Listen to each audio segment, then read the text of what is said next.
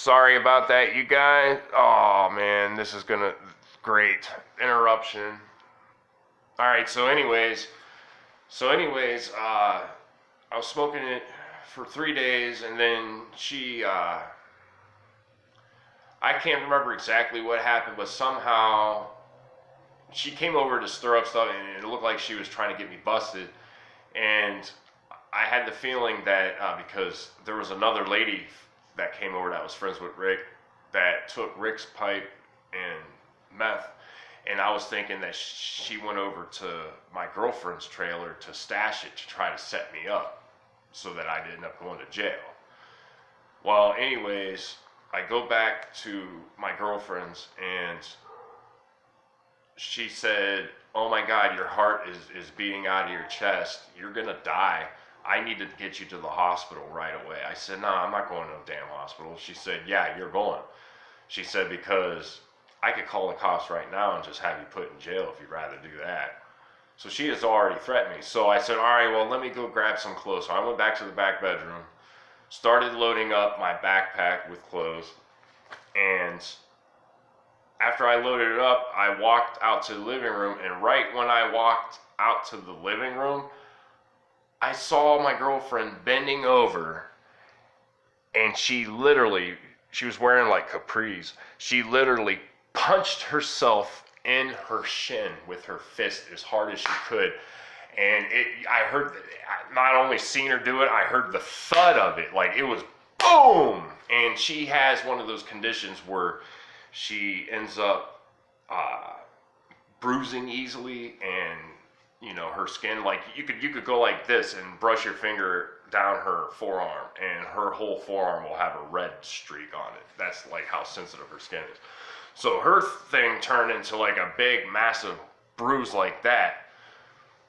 So she took me to the hospital. It was a Banner hospital, and of course the nurses and everyone there were treating me like dirt because she said that I was overdosing on crystal meth. And next thing you know, they hook an IV up to me, and they shoot Valium into my IV. And next thing you know, I'm out. I wake up the next day, and I'm looking around, I'm like, there's no one in the room with me, but I see my bag with my stuff was still in it. And then I noticed that there was like poke marks all over my arm where my vein would be, where, right here. And I noticed that my girlfriend must have took my hoop earring out, because I used to have a hoop earring. And I believe she used the stud to poke my arm, trying to make me look like I was an actual addict that shot up meth or something, because my earring was gone. And so anyways, I remember grabbing my stuff, and I left that hospital room, which I was still like on the first floor, like emergency kind of area. So I start walking down the hall, and then there was a woman who happened to be the administrator of the hospital comes up to me. She's like, "You're not going anywhere." I said, "The hell I am." She said, "No, you're coming with me." And then she took me into this other room, and she said that you're in a lot of trouble, and your girlfriend wants you to go to rehab, and if you refuse to go to rehab, I'm going to have the Mesa police, because I was living at Mesa at the time, I'm going to have the Mesa police come and arrest you and put you in jail.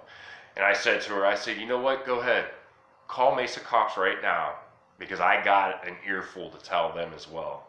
And she's like, "What do you mean?"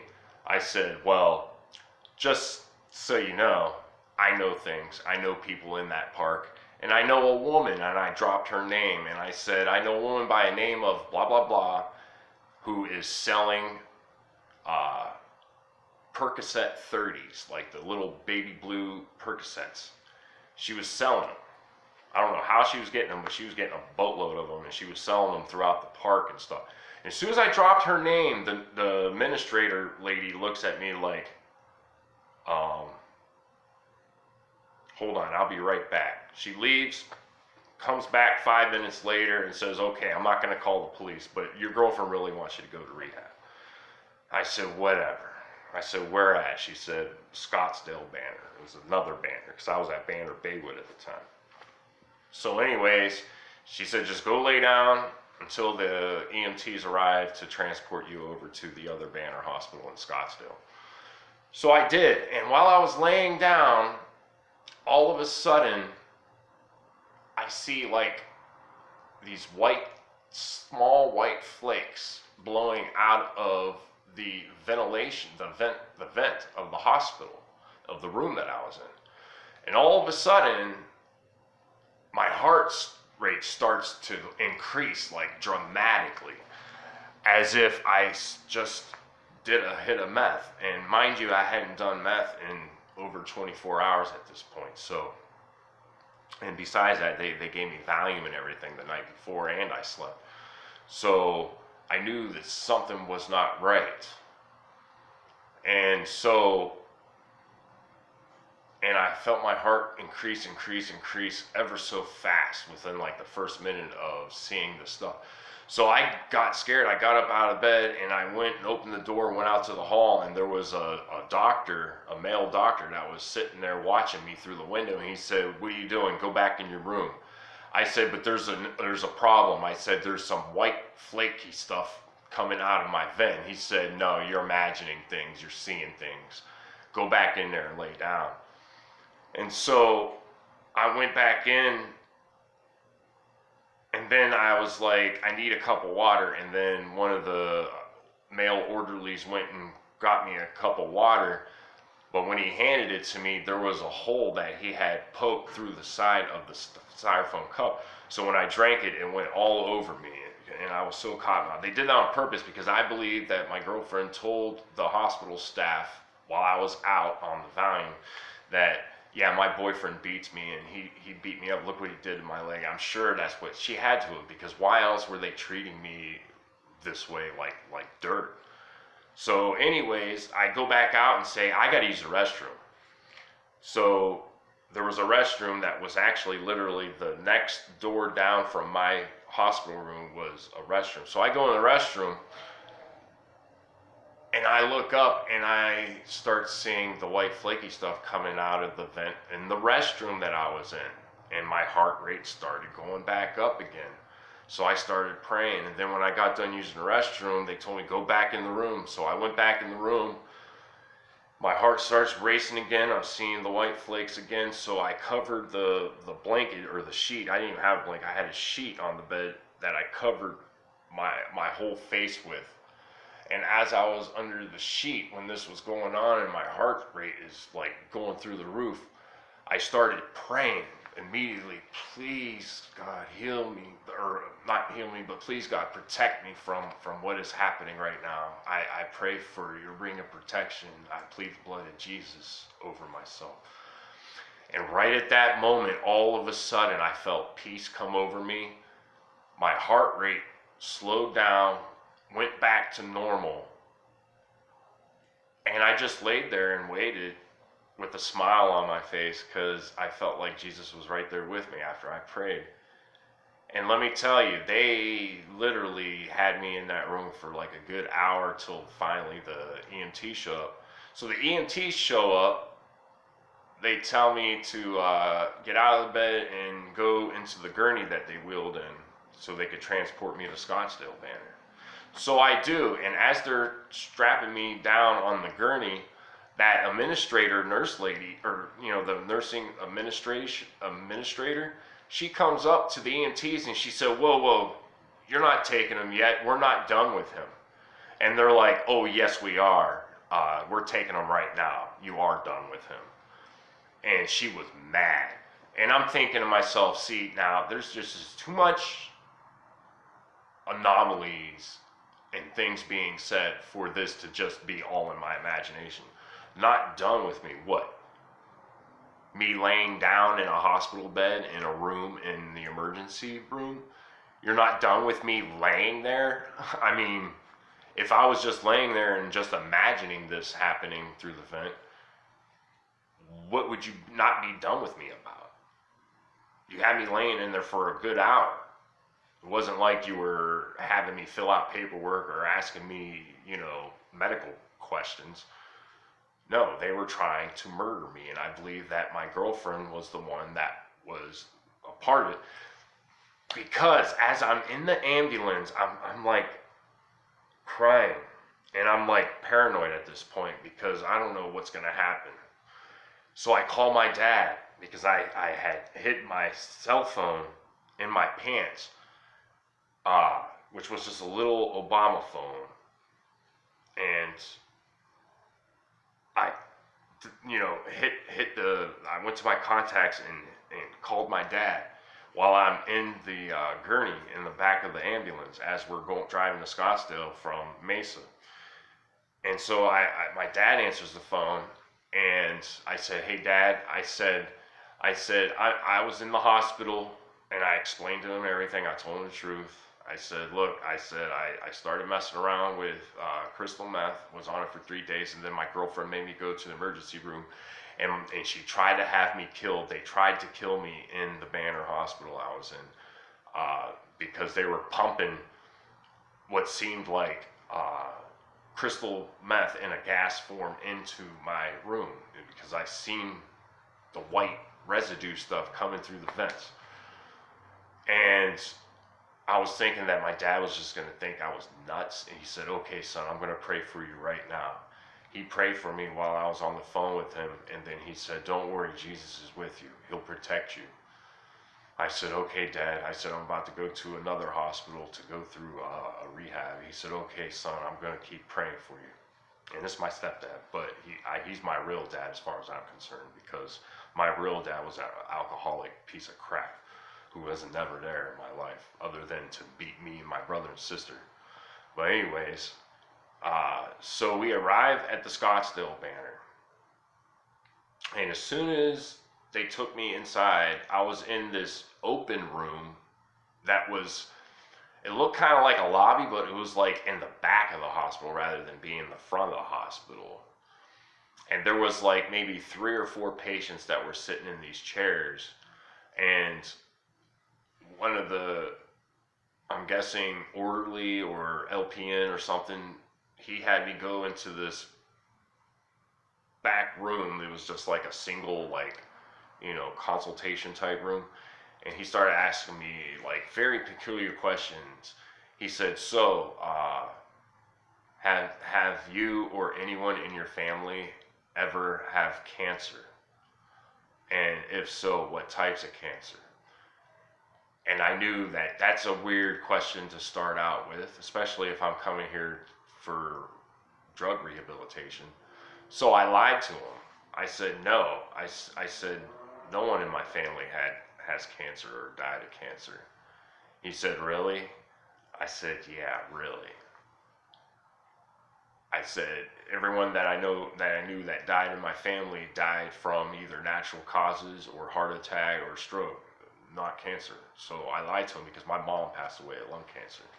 But I didn't want him to know that information because for some reason, and I'm thinking the Father put it in my mind, that if I tell them that my mom died of lung cancer, that because through heredity, they could inject me with something that would give me lung cancer or something, so.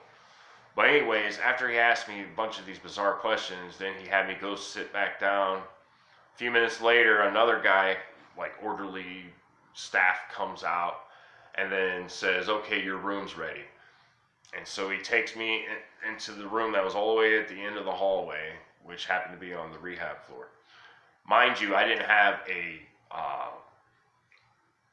a roommate yet, so I was in the room by myself. Well, I was still so tired from all of everything, so I laid down. But before I even closed my eyes, I'm looking at the ceiling, and I noticed and I noticed that the other Banner Hospital had these on the ceiling too. It was like a white square box mounted to the ceiling that had a blue light lit up on it. But then as I'm looking at it, all of a sudden it changes from blue to a green light. And as soon as it turned green, all of a sudden I start seeing and experiencing the same thing that was happening to me at Banner Baywood. I started seeing the white residue stuff coming through the vent, and then I started feeling my heart rate go up again. So I started praying. No weapon formed against me shall prosper. I plead the blood of Jesus over myself right now. And Satan, you have no authority over me. And I just kept praying and praying, and then I felt the peace come back over me, and I just laid there, and I'm just looking at this green light. And I'm in there for like a good hour, and then all of a sudden I see a female, like LPN or, STNA, whatever they are. She came by my room, but she didn't come in the room. She stayed out in the hallway, and while she was out in the hallway, she was marking her checkoff sheet, and I figured she was doing rounds. But as she's looking at me from the hallway, mind you, her eyes are as big as saucers. And mind you, I look back up at the ceiling while she's standing there, and I noticed that the light went back to blue when she showed up. And the vapor stopped coming through the vent. And then after she walked away, a couple minutes go by, and all of a sudden I hear one of the male nurses down there at the nurses station down the hall talking, and he's talking to the other staff, and he says, man, he says, I don't know how that dude's alive. Most people don't even last 4 minutes. This dude's been in there for over an hour and he's still alive. And for whatever reason, I knew exactly that they were talking about me. I knew it because of what I was experiencing for now a second time at a second Banner hospital. So they tried to kill me again when I got to Scottsdale Banner. And then I noticed that the green light would come back on. They kept trying for like the first couple days I was there. But it's awful funny. As soon as I got a roommate, I can't remember the dude's name, but as soon as I got a roommate, it was a male roommate, all of a sudden, I keep track of the light. The light stayed blue the whole rest of the time and then I put it together. When the light's green, that means they're blowing in crystal methamphetamine in a gas form, trying to cause me to overdose. Because now, mind you, what's funny is, like maybe a week or so before my girlfriend broke up with me and had me move in with that Rick guy, she's telling me this off-the-wall story, which I didn't really think much about at the time because I figured she's just nuts, especially that she didn't notice the Bible change or anything. But I recall her telling me, like a week prior to her breaking up with me, that her ex-boyfriend, and I can't remember his name offhand, but she said, I remember she said, my ex-boyfriend so-and-so, Mark, that's it, her ex-boyfriend Mark, installs the ventilation units in all the Banner hospitals, that's what he does for a living. And I was thinking, what, is she trying to rub it in my face because, I was doing roofing, working for her uncle, and here this guy's got like super skilled trade job where I'm sure he's getting like $70 an hour or something to do that kind of stuff. So I thought she was just saying it to kind of, rub me the wrong way to get me ticked off. But when I thought back on what she was saying, she said, and I remember her saying, he installs these special ventilation units because you ever notice how you always read about someone dying in the emergency room at Banner from either a heroin overdose or a crystal meth overdose? And I said, yeah. She said, well, why do you think that is? I said, well, probably because they did too much of the drug. She said, no. She says because of the ventilation systems that my ex-boyfriend installs in all the Banner hospitals. What they do is anyone that comes into the emergency room at a Banner who has OD'd or whatever on heroin, she said what they'll do is they'll pump heroin in a gas form into the room, or like fentanyl or something. And then if they come in, with a crystal meth overdose, she said that they'll pump crystal methamphetamine in a gas form into the room, causing them to induce an overdose to where they die in the hospital. And then the hospital gets away with it because they came in for that particular reason. So if they die of a heroin or a crystal meth overdose while they're in the hospital, all the hospital has to say is, we tried to revive them, but they took too much of the drug and they died. When in reality, they're the ones that are killing them, because what they're doing is they're pumping heroin in gas form, or fentanyl in gas form, or crystal meth in gas form, depending on what they were on when they came into the emergency room, to purposely kill them. It's like Operation Depopulation, population control. And because they figure, what use is there for a heroin addict or a crystal meth addict? All they're going to do